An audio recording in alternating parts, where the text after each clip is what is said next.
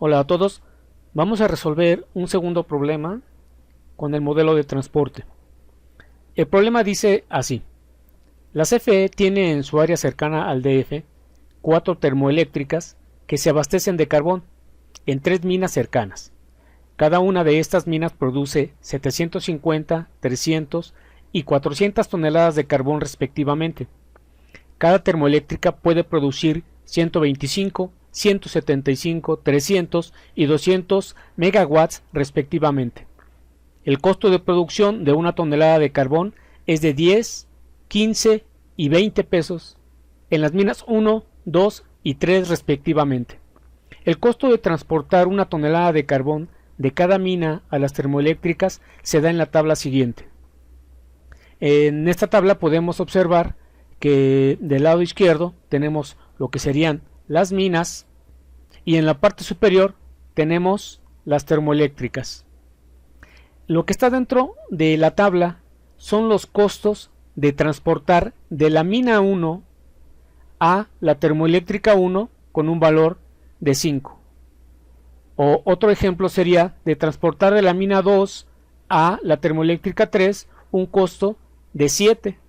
Esto lo tenemos que tomar en cuenta a la hora de considerar los costos. Para empezar a resolver el problema, debemos de homogeneizar los datos. Vamos a continuar leyendo. Dice, la eficiencia de las termoeléctricas es tal que una tonelada de carbón produce 0.5 megawatts en las termoeléctricas 1 y 2, un tercio de megawatts en la 3 y un cuarto de megawatts en la 4. Hay que resolver lo siguiente: formular el modelo de programación lineal, obtener la solución inicial con el método de Vogel y cómo se debe distribuir el carbón para minimizar el costo total y cuál es la potencia producida en cada termoeléctrica. ¿Qué es lo que nos están dando en el problema? Nos están dando las toneladas que produce cada mina. Nos están dando los megawatts que se pueden producir en cada una de las termoeléctricas.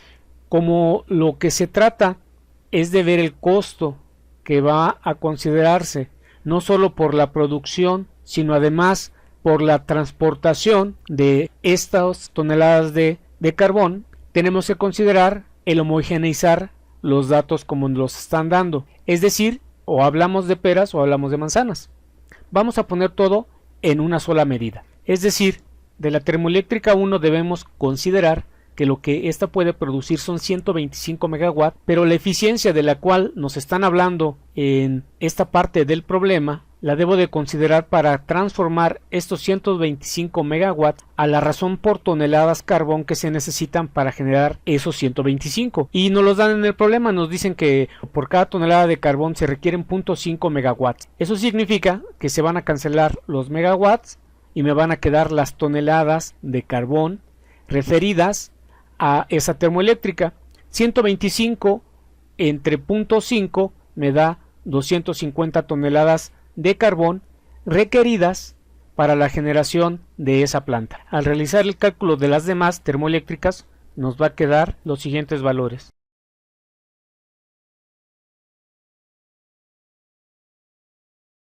Vamos a ver cuánto nos da la suma de esto, ya que esto va a representar la demanda. Esto nos da 2.300 toneladas de carbón.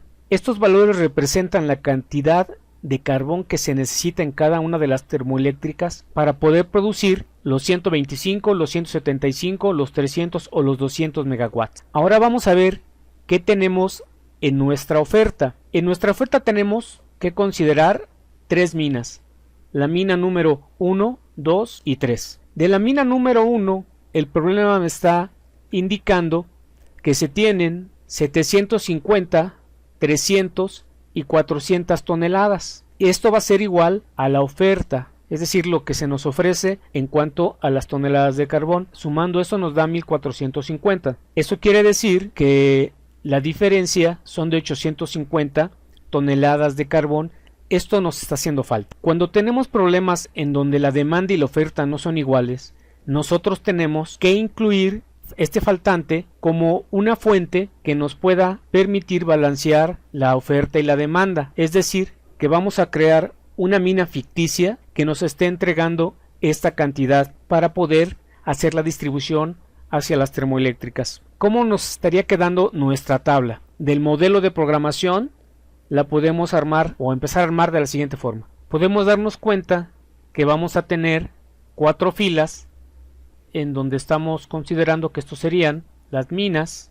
En la parte superior tenemos las termoeléctricas y si se dan cuenta, en una de las minas estamos creando una que vamos a considerarla como ficticia para que nos pueda balancear el modelo de transporte. ¿Qué más tenemos? Bueno, tenemos los valores de lo que sería la oferta que pondríamos enfrente de cada fila correspondiente a cada una de las minas y los 850 que nosotros consideramos en la parte de abajo. Y para cada termoeléctrica tenemos la demanda. La demanda es por columna y tendríamos, son los que obtuvimos al homogeneizar los datos que nos estaban dando. Lo que nos hace falta son los costos. Los costos son los que van a ir dentro de la tabla en los recuadros pequeños.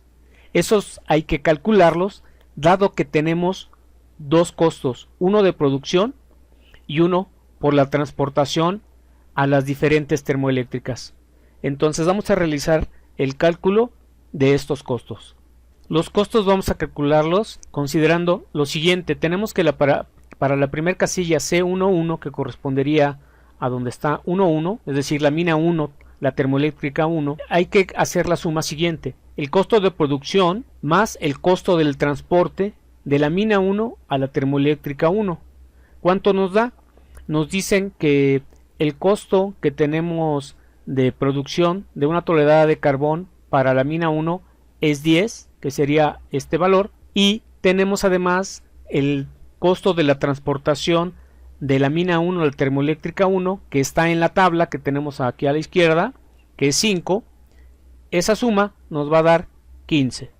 Esos 15 hay que ponerlos dentro de la casilla C11. Hay que calcular cada una de las casillas utilizando la misma relación. Entonces los demás costos nos quedarían de la siguiente forma. Y estos habría que indicarlos dentro de la tabla. Entonces nos va a quedar, y para la fila ficticia, es decir, esa mina ficticia, los costos deben de ser 0. Lo único que nos falta de nuestro modelo es hacer la indicación de cuánto valdría nuestra función z. La función z va a ser igual todas las variables que tenemos, excepto las variables que corresponden a la fila ficticia. Eso quiere decir que vamos a tener nosotros 15x11, que corresponde a multiplicar el valor que yo voy a tener en la primera casilla por el valor del costo en esa casilla. Entonces es 15 por x11, porque todavía no conocemos a x11, más 14x12, y los demás quedarían de la siguiente forma. Esta sería nuestra función objetivo, y esta función objetivo no va a tener necesariamente a todas las variables. De hecho, tenemos una fórmula que nos permite ubicar cuántas variables básicas vamos a tener disponibles dentro de nuestra tabla.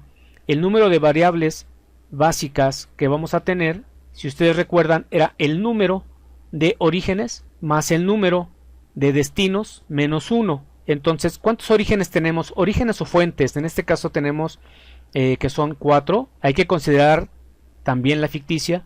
Luego tenemos más cuántos destinos tenemos. Tenemos 4 menos 1. Esto me va a dar 4 más 4, 8, menos 1, 7. Eso quiere decir que a lo más voy a tener 7 valores aquí de variables básicas que me van a permitir obtener la solución a mi problema. Ahora bien, ya tengo mi modelo, y esto contestaría a el primer inciso, en donde dice formular el modelo de programación lineal. Este es el modelo de programación lineal. Es decir, esta es la tabla que nos va a acompañar durante el proceso de solución. Nuestro siguiente paso es establecer una solución inicial. En el problema anterior lo hicimos por los dos métodos, el de la esquina nor-oeste, pero en este caso nos piden en específico que lo hagamos por el método de Vogel. Entonces vamos a continuar utilizando el método de Vogel para obtener la solución inicial al problema. Una vez que hemos arreglado ya nuestra tabla, vamos a partir con el método de solución inicial con Vogel. Para este método nosotros debemos recordar que hay tres premisas. La primera sería buscar diferencias en las filas y columnas. La número 2 es seleccionar la más grande. Y la regla número 3, tomar el valor básico más pequeño. Entonces vamos a hacerlo a partir de esta tabla. Vamos nosotros a dejar un poco de espacio. Estas líneas que estoy poniendo aquí no son necesarias, pero por lo pronto para mí me es mucho más cómodo. Vas a ver ahora el por qué lo digo. En realidad es como mejor te acomodes. En la mayoría de la literatura lo hacen más de forma analítica, considerando las celdas y haciendo las operaciones a través de las celdas, pero a mí me gusta hacerlo de esta manera, ya que es un poco más entendible lo que se está haciendo en la metodología. Entonces vamos a hacer el cálculo de las diferencias que nos están pidiendo. Hay que hacer las diferencias por fila y por columna. Si yo la hago por fila, la regla me dice que debo de tomar el valor más pequeño. El valor más pequeño de 15, 14, 3 y 12 es 12. Y después debo de tomar el siguiente valor más pequeño. El que sigue, descontando el 12, sería 13. Una vez que ya tengo los más pequeños, debo hacer una resta. Yo puedo hacer 13 menos 12 o 12 menos 13, no importa. Si digo 13 menos 12 me va a dar 1 y si digo 12 menos 13 me va a dar menos 1. Pero la regla dice que debo de tomar el valor absoluto. Es por eso que no importa si te da negativo. Entonces me quedaría 13 menos 12. Sobre esta línea me va a quedar una diferencia de 1. Sobre la siguiente línea busco el más pequeño, que es 18, y luego busco el que le sigue, que es 19, y también me va a dar un 1. Para la siguiente fila tengo 24 como el más pequeño. No importa que haya dos de igual valor, tomo solamente uno y digo que es 24 y busco el siguiente más pequeño, que sería 25. 24 para 25 sería 1, y aquí en los ceros simplemente voy a poner un 0. Ahora debo de hacerlo por cada columna. Aquí está más sencillo, dado que la última fila tiene puros ceros. Eso significa que el valor más pequeño por cada columna es el 0, y solo debo de buscar el siguiente valor más pequeño. Después del 0 el valor que le sigue es 15 para la primera columna, luego es 14, luego es 13 y luego es 12. Y a partir de aquí debo de elegir al valor que sea más grande. El más grande es el 15.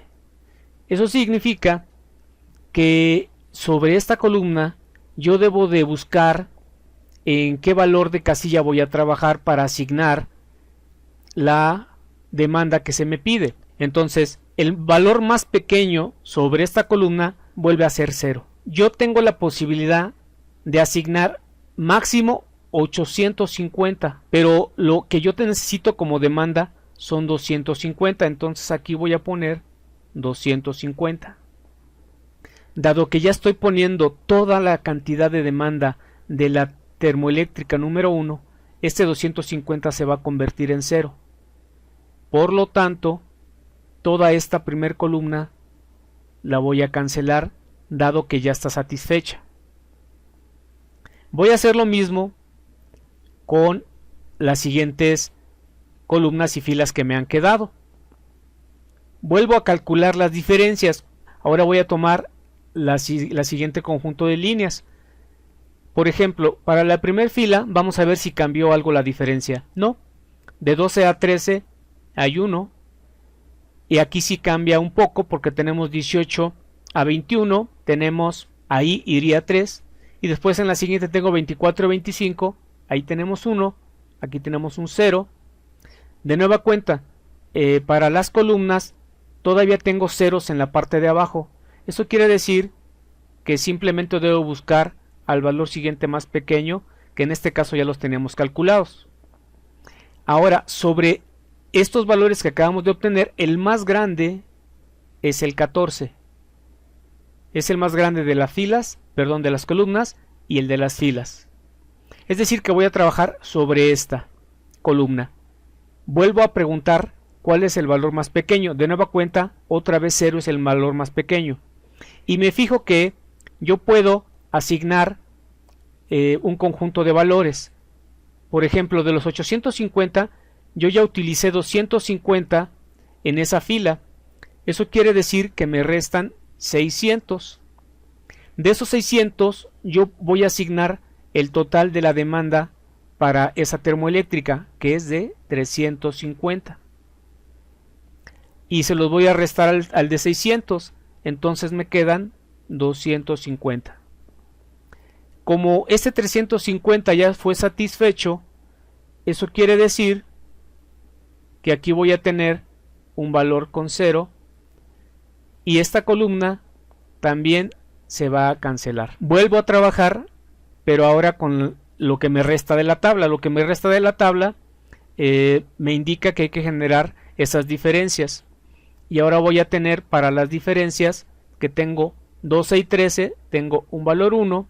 Y luego tengo de 18 a 22, tengo un valor 4.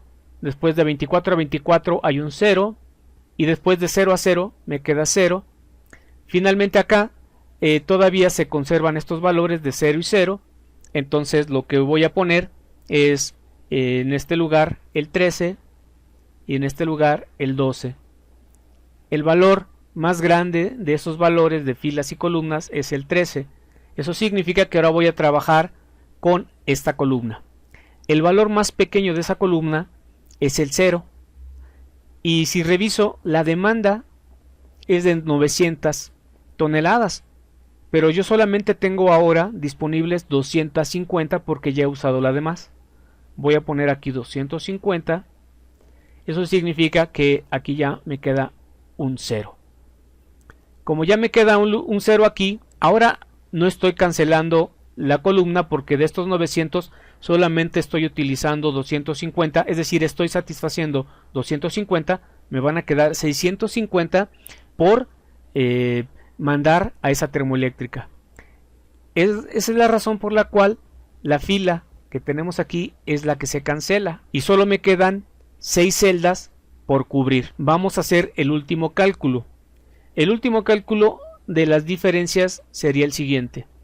Me queda para la primera fila 13 y 12, me vuelve a dar 1, 22 y 18 me vuelve a dar 4, 24 y 24 0, me vuelve a dar aquí a 0, pero acá ya va a cambiar. El valor más pequeño es 13 y el que le sigue es 22, y ahí vamos a indicar que tenemos un valor 9, y luego tenemos 12 y luego tenemos 18, y el valor que tenemos sería 6 de diferencia. ¿Cuál es el valor más grande? El valor más grande de filas y columnas es el 9. Y ahora voy a buscar el valor más pequeño que ocurra en esta columna, en la columna de la termoeléctrica 3. El valor más pequeño es 13. Yo veo que la demanda que necesito son 650. Voy a ver si la oferta me lo satisface. Sí lo satisface. De hecho, hay 100 que sobran.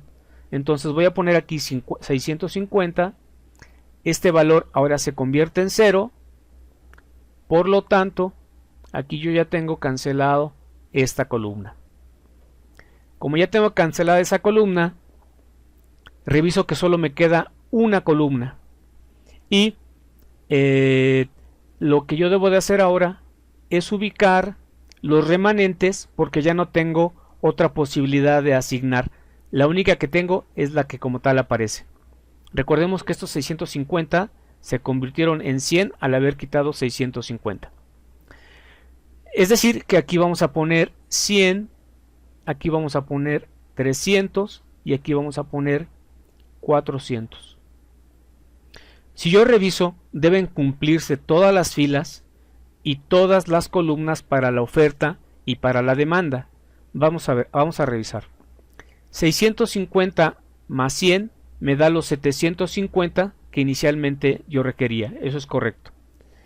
Para la fila 2 tengo 300 y 300 de oferta. Eso es correcto. Para la fila 3 tengo 400 y 400 de oferta. Eso es correcto. Para la fila número 4 tengo 250 más 350 más 250. Eso me da 850. que es exactamente lo que tengo. Ahora voy a revisar las columnas. Para las columnas, la demanda me dice que en la primera columna debo de tener 250, eso es correcto. Para la segunda columna debo de tener 350, eso es correcto. Para la tercera columna debo de tener 900. 650 más 250 son los 900. Y finalmente, para la última columna, 4 más 3 más 100 me queda 800. Es decir, mi tabla en cuanto a la oferta y la demanda está satisfecha.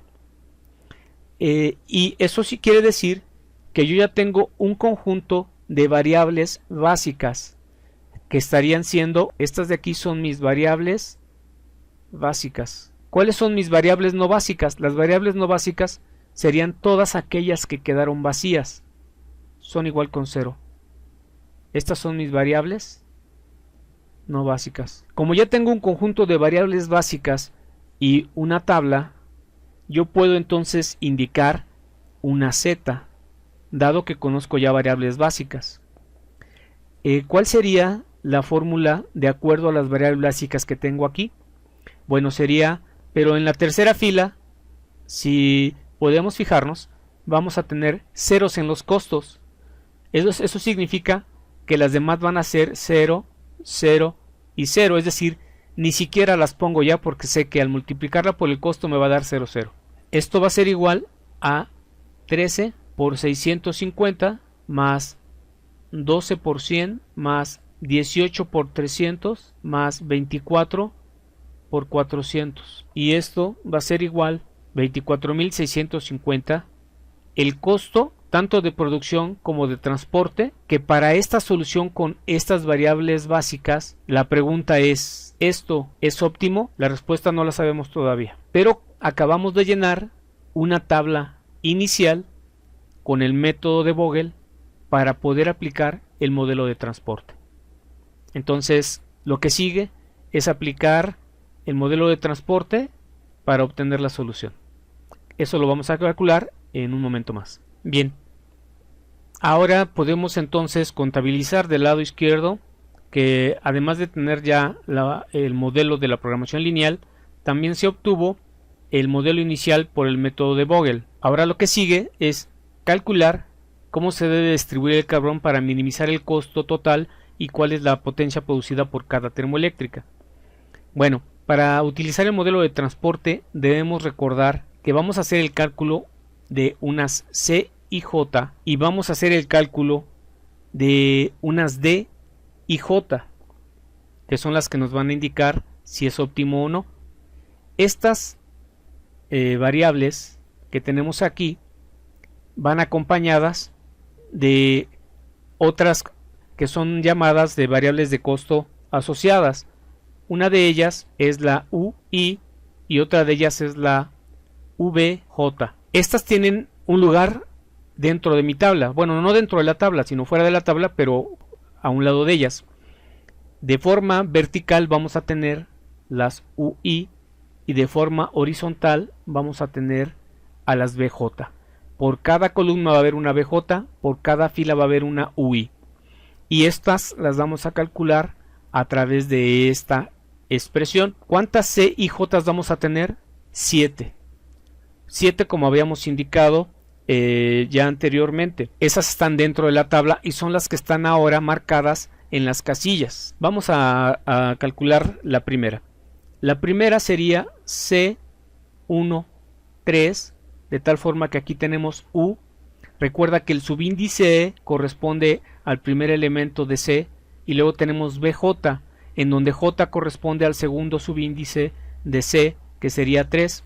Eso debe ser igual con 0. Cuando yo calcule esto, me va a hacer falta un valor. Para ello, vamos nosotros a arbitrariamente indicar un valor de alguna de las variables. En este caso vamos a considerar para este ejercicio que U1 sea igual con 0.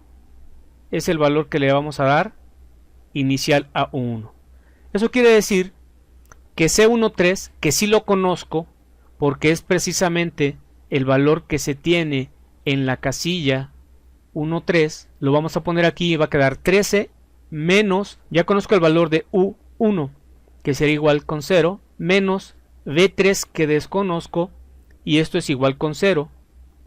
Esto implica que despejando a B3, el valor que va a adquirir es igual con 13. Si yo calculo el siguiente, me va a quedar C 1, 4, y aquí voy a poner U1 menos V4 igual con 0.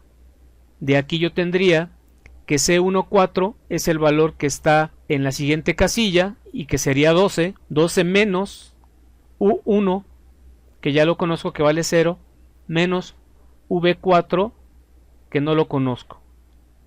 Pero esto puedo despejarlo y me va a quedar que V4 es igual con 12. Bueno, así hay que calcular absolutamente todas las Cs. Vamos a hacerlo. Una vez que tenemos los valores, vamos a colocarlos en el lugar que les corresponde. Y ahora vamos a colocar las Vs. Ahora vamos a calcular nuestras D y J. Las D y J, recordemos que son igual a C y J menos UI menos VJ. Y estas nos van a quedar, por ejemplo, la primera, que sería la casilla que está vacía en la parte superior con el costo de 15, sería D11. Eso va a ser igual a C11 menos U1 menos VJ1. Estos valores ya los conocemos. Por ejemplo, tenemos que C11, el costo vale 15, menos U1 que vale 0, menos V1 que vale menos 13, y esto nos da 28. Menos con menos me da más, 15 menos 0 me da 15, más 13 me da 28. Vamos a calcular todas las demás D y J para ver. Recuerden que las D y J nos dice si es óptimo o no es óptimo. Vamos a calcular las siguientes. Una vez que tenemos calculadas nuestras D y J, nos podemos dar cuenta que todas, excepto una, es negativa. Y con eso basta para indicar que la solución no es óptima. Nos podemos preguntar a qué solución nos estamos refiriendo. Bueno, a la que obtuvimos con la Z igual a 24,650. Este valor no es que estamos buscando. Por lo tanto, nos tenemos que preguntar qué variable entra y nos tenemos que preguntar qué variable sale. Para eso vamos a utilizar la tabla que tenemos construida en la parte de arriba. La variable que entra va a ser aquella indicada por este valor negativo. Debemos recordar que aquí solamente tuvo un valor negativo, pero si hubiese más valores negativos, debo de tomar el valor más negativo que exista. Pero aquí solamente existe uno. Es por eso que está claro que la variable que debe de entrar es la que se encuentra en la casilla 3, 3. Si yo reviso mi tabla, la variable debería de estar entrando en donde está el costo, igual con 24. Ahora estoy poniendo un signo de más, dado que a partir de esta casilla debo de trazar una ruta. Esta ruta debe de cumplir con que yo debo de saltar a mis casillas básicas de forma horizontal o vertical y debo de ir alternando esos saltos. Entonces vamos a hacerlo. Vamos a empezar suponiendo un brinco. Vamos a iniciar hacia arriba haciendo un salto de esta casilla a la casilla del costo 13. Ya hice mi camino de forma vertical, ahora voy a hacer uno horizontal. Yo no puedo ir a la izquierda porque no hay ninguna casilla básica, pero sí puedo ir a la derecha porque hay una casilla básica, porque está el 100 del lado derecho. Y después voy a saltar a otra casilla básica que será la que tiene el costo de 24, dado que ahora me toca brincar de forma vertical. Finalmente, de esta casilla del costo 24 voy a brincar a la casilla del otro costo de 24 para cerrar mi ciclo, y de esta manera ya pasé cumpliendo las reglas de pasar vertical y horizontalmente a través de las casillas básicas. Ahora voy a colocar signos de más o de menos de forma alternada. Por ejemplo, en la primera casilla que brinqué vamos a poner un menos, dado que vengo de un más. Y en la siguiente casilla, la casilla del 12, voy a poner un más dado que vengo de un menos. Finalmente, para la casilla con el costo 24 voy a poner un menos, ya que vengo de un más y voy a un más. Ahora, la que tiene el menor valor básico en cualquiera de las dos casillas que tenemos aquí. Cuando me refiero al valor básico es aquel número de toneladas de carbón que están indicadas en las casillas. Tenemos 650 y 400. Dado que 400 es el más pequeño, entonces es el que voy a indicar como la variable que está saliendo del modelo. Eso significa que entonces la variable será 3, 4. Y ahora voy a hacer algunos cambios. Para el circuito que tengo yo, donde tenga más, voy a sumar esos 400. Y donde tenga menos, voy a restar esos 400. De tal manera que mi tabla va a cambiar. ¿Eso qué quiere decir? Que cuando yo ponga esos 400 en la casilla donde está el primer más, van a ser 0 más 400, me va a quedar en la casilla, vamos a indicar casilla 3,3 va a ser igual a 400. En la casilla 1,3 nosotros tenemos 650, pero hay que restarle 400. Eso quiere decir que me va a quedar a mí 250. Luego voy a tener la casilla 1,4 en donde tengo 100 y tengo un signo positivo. 400 más 100 me va a quedar 500. Y finalmente en la casilla 3,4 yo tenía 400, pero le voy a quitar 400, de tal forma que ahora yo ya poseo una nueva solución. ¿Cuáles son mis otras casillas básicas que quedaron? Bueno, quedaron la X24, perdón, que sería con 300, y luego las casillas en la fila 1 que corresponderían a los valores que estas ya tenían, dado que en estas no hicimos ningún cambio. Bueno, ¿qué sigue? Sigue que estos valores los coloquemos en una nueva tabla y volvamos a construir nuestros cálculos de las C, I, J, U, I, V, J, volver a calcular las D y J y ver si este cambio que estamos obteniendo de la variable que entra y que sale puede lograr que sea óptimo el resultado. Eso vamos a hacerlo en un momento más.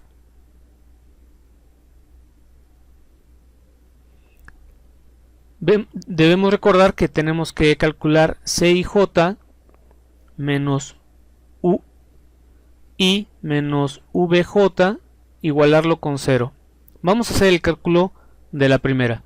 La primera ahora sería C13 menos U1 menos V3 igual con 0, y de aquí nosotros vamos a tener que dar un valor a estas variables para poder encontrar la otra. Vamos a indicar que U1 sea igual con 0. Estamos forzando este valor, por ejemplo. Me va a quedar que C13 sería 13 menos 0 menos V3. Eso es igual con 0. Y de ahí obtenemos que V3 es igual con 13. De esta misma forma, calculemos las demás C y J. Vamos a colocar los valores donde corresponden. Tenemos que U1 dijimos que valía 0. Dijimos que U2, bueno, se calculó que U2 vale 6. Se calculó que U3 es 11. Y que U4 es menos 13. Y se calculó que V1 es igual con 13. V2 es igual con 13, V3 es igual con 13 y V4 es igual con 12. Entonces tenemos V1, V2, V3, V4. Vamos a calcular ahora las DJ, D y J.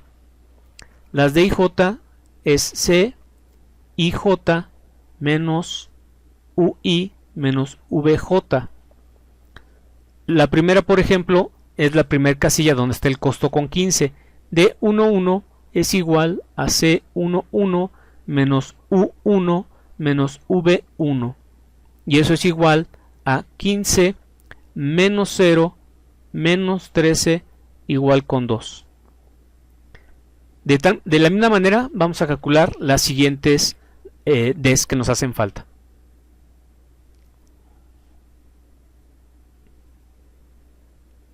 Una vez calculados los D y J, nos damos cuenta que todos son positivos.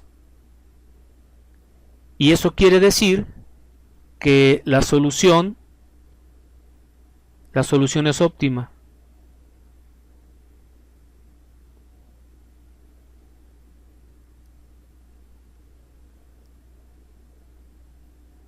¿Cuál solución? La que tenemos puesta en la tabla.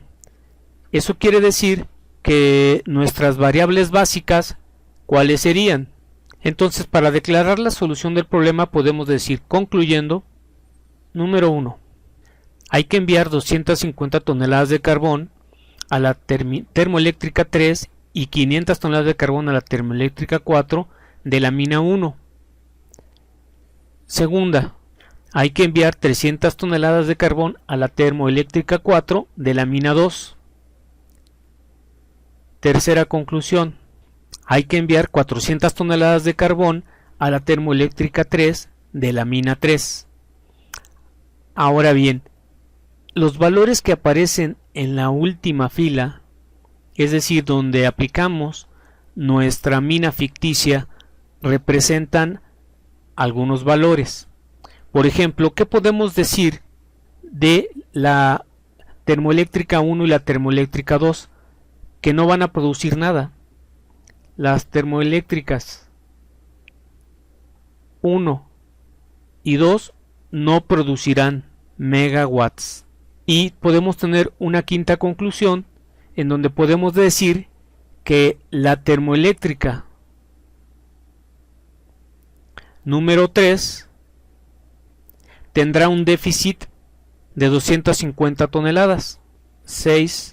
La termoeléctrica número 3 va a producir esos 650 toneladas que sí va a recibir, hay que dividirlas entre 3 por la relación de eficiencia que tuvimos al principio, y entonces esto sería la cantidad de megawatts que va a producir. Y podemos decir que la termoeléctrica 4 va a producir a toda su capacidad, que era de 200 megawatts. Esto es como hay que declarar la solución con todos los puntos que se obtuvieron de la realización del procedimiento del modelo de transporte. Con esto hemos contestado del lado izquierdo a la formulación del modelo de programación lineal, a obtener la solución inicial por el método de Vogel, y el cómo se distribuye el carbón, y además cuál es la potencia producida en cada termoeléctrica. Muchos problemas están de esta forma, en donde tenemos que cuidar los valores que al principio nos indican, ya que se debe de homogeneizar los datos para poder trabajar con estos mismos. Bueno, hasta aquí sería la solución de este problema.